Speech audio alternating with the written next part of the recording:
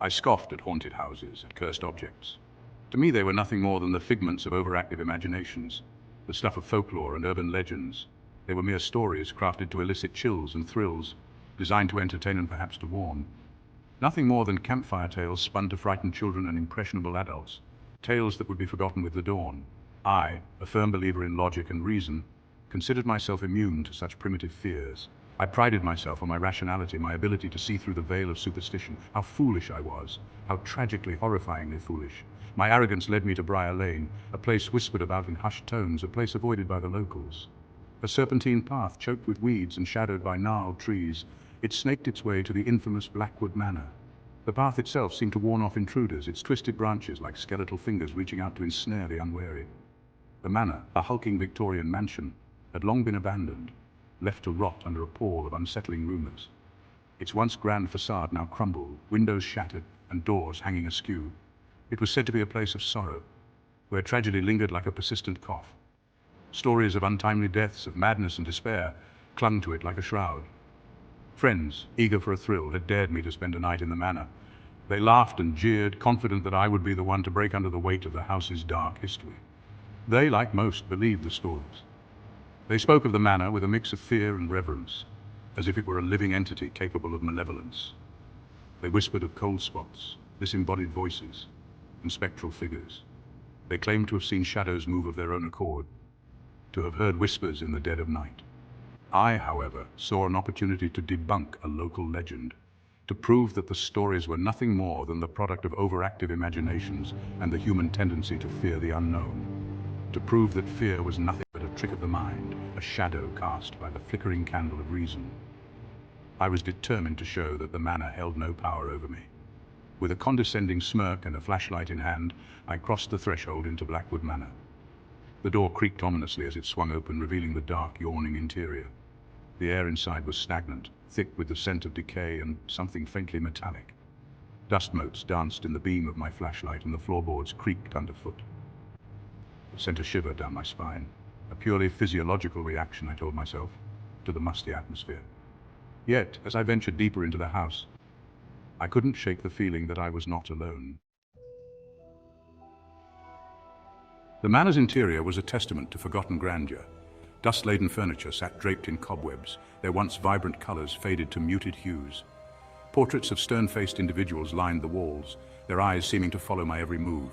The silence was oppressive, broken only by the sound of my own footsteps echoing through the desolate halls. Each room I entered seemed to exude its own unique brand of unease.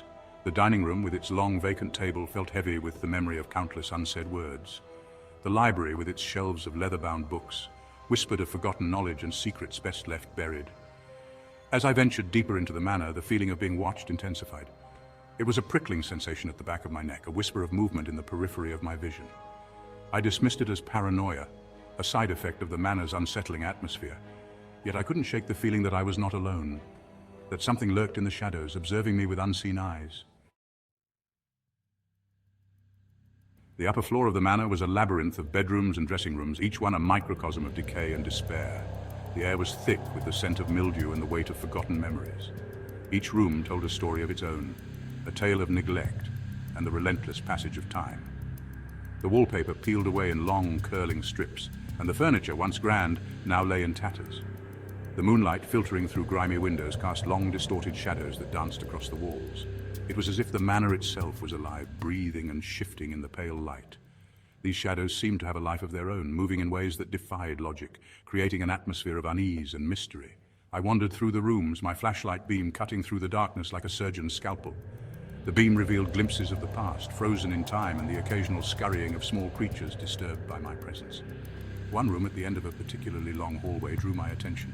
The hallway itself seemed to stretch on forever, the darkness at the end almost impenetrable. The door, unlike the others in the manor, was new. It was made of dark, polished wood, and it stood out against the dilapidated surroundings like a freshly dug grave.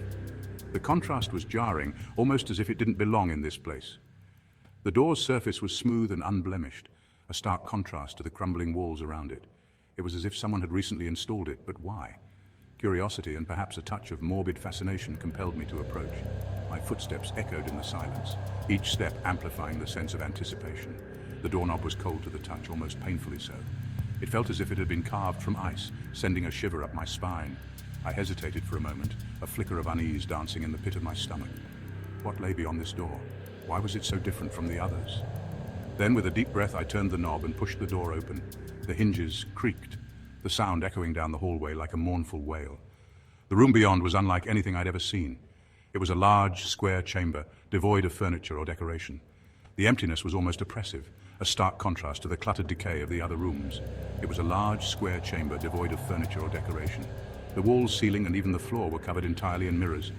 Each surface reflected the other, creating an endless maze of reflections. The walls, ceiling, and even the floor were covered entirely in mirrors, thousands of them reflecting each other infinitely, creating a dizzying, kaleidoscopic effect.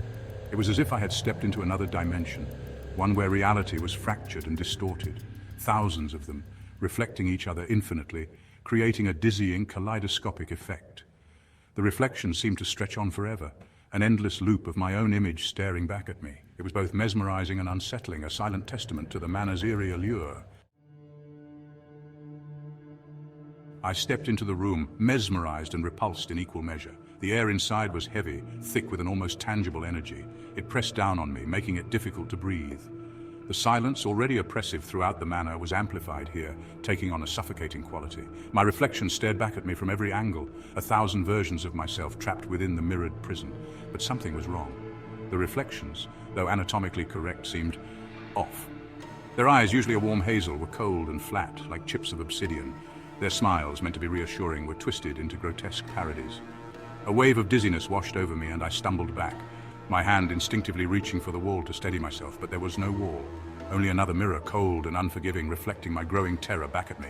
I was trapped. Panic began to claw at the edges of my composure. I had to get out, to escape the suffocating confines of the mirror room, but the door, the only way in or out, had vanished.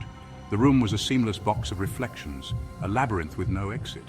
The reflections, once passive observers, began to move on their own. Their movements were jerky and unnatural, like puppets controlled by an unskilled hand. Their eyes, those cold black orbs, followed my every move, their gazes filled with a malevolent intelligence. One reflection, closer than the others, reached out, its hand passing through the surface of the mirror as if it were water. The fingers, long and skeletal, scraped against my arm, leaving behind a trail of icy fire. I recoiled with a gasp, my heart pounding against my ribs like a drum.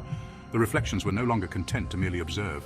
They were alive, or at least possessed of some unnatural sentience, and they were hungry. Section 6. When reflections rebel.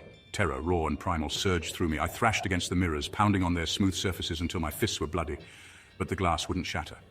The reflections continued to mock me, their movements becoming more fluid, more predatory. They swarmed me, their icy fingers reaching, grasping, tearing. I could feel their touch, cold and sharp, drawing blood wherever they made contact. They whispered to me, their voices a chorus of hisses and whispers, promising pain, promising oblivion. I screamed, my voice swallowed by the oppressive silence of the mirror room. I was drowning in reflections, in the twisted, malevolent versions of myself.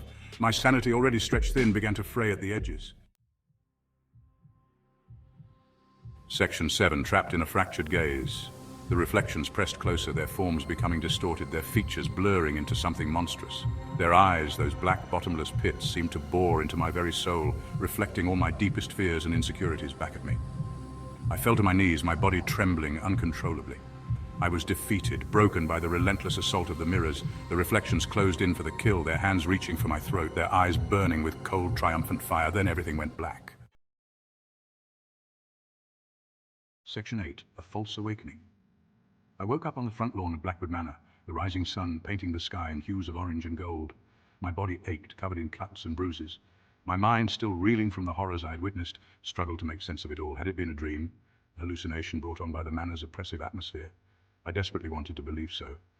But the lingering chill on my skin, the phantom pain of icy fingers around my throat, told a different story. I stumbled to my feet and fled from Briar Lane, never once looking back. I returned to my life, trying to forget the horrors of the mirror room. But the experience had changed me, left an indelible mark on my psyche. Section 9. The lingering stain of the mirror room. Sleep became a torturous affair, plagued by nightmares of endless reflections. Each night, as I lay in bed, the darkness seemed to close in, suffocating me with its weight. The once comforting silence of the night now felt like a sinister presence, whispering fears into my ears. And cold, grasping hands, I avoided mirrors, terrified of what I might see. Every reflective surface became a portal to my deepest fears, a gateway to a world where shadows danced and whispered secrets. The mere thought of catching a glimpse of my own reflection sent chills down my spine, staring back at me. The fear, once a distant concept, had taken root in my heart, a constant companion. It was as if the mirror room had left an indelible mark on my soul, a stain that refused to fade. One day, unable to bear the thought of another sleepless night, I forced myself to look into a mirror. My reflection stared back at me, seemingly normal. Relief washed over me, brief and fleeting, but deep down I knew that the normalcy was just a facade, a thin veil hiding the lurking terror beneath. Because as I turned away, for the briefest of moments I saw it, a flicker of movement in the reflection's eyes. It was subtle, almost imperceptible, but unmistakable. A cold, predatory gleam that sent a shiver down my spine. A cold, predatory gleam that sent a shiver down my spine. The horror, it seemed, had followed me home. It was no longer confined to the mirror room. It had seeped into my everyday life, turning every moment into a potential nightmare, and it was waiting, watching. The mirror room may have been left behind, but its reflection lingered, a constant reminder of the darkness that lurks beneath the surface of reality. It was as if the mirror had become a living entity, a malevolent force that thrived on my fear. A constant reminder of the darkness that lurks beneath the surface of reality. Every shadow, every flicker of light seemed to hold a hidden menace. The world around me had transformed into a labyrinth of fear, with the mirror room at its heart, and of the terrifying truth that sometimes the things we fear the most are already staring back at us. The mirror had become a symbol of my deepest anxieties, a reflection of the darkness within. And as I stood there staring into its depths, I realized that the true horror was not the reflection itself, but the realization that it was a part of me,